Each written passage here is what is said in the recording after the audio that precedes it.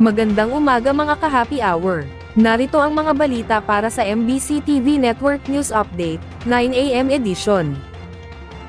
AFP, nagpatrolya sa Luzon Strait at nagsagawa ng military exercise kasama ang US sa Mindanao.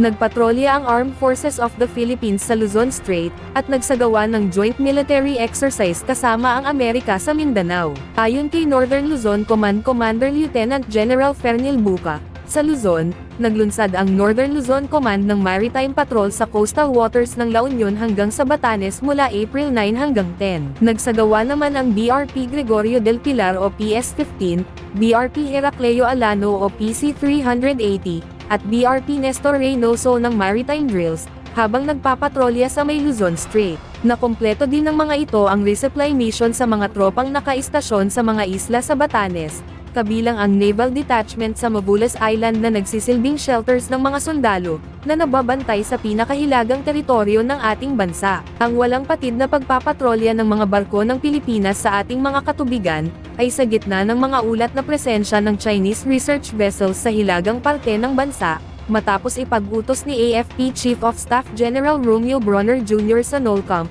na maghanda sa posibleng invasion sa Taiwan, kung saan nagtatrabaho ang nasa 250,000 overseas Filipino workers. Sa Mindanao naman, nagsagawa ang Western Mindanao Command ng Marine Exercise 2025 kasama ang US Marine Corps sa Barangay Penansaran, Dato Blasinsu at Maguindanao del Norte, noong April 9. Dito, nagsagawa ng simulated operation kabilang ang live fire exercise at full mission profile amphibious assault, na ayon kay West Mingcom Commander Lieutenant General Antonio Nafarret, ay nagpamalas ng lakas ng military cooperation sa pagitan ng Pilipinas at Amerika, at kahandaan sa complex littoral operational environment.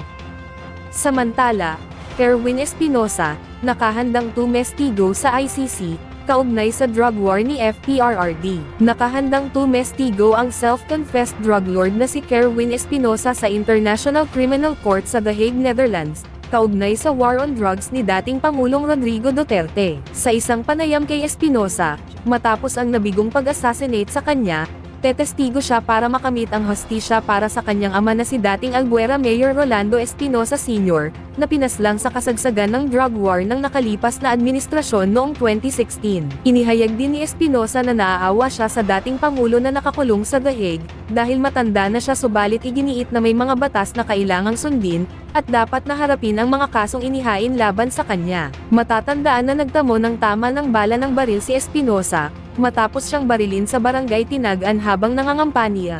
Nasugatan din ang kanyang running mate at kapatid na si Mariel Espinosa Marinay, at anak na babae na menor de edad ng isang kandidato.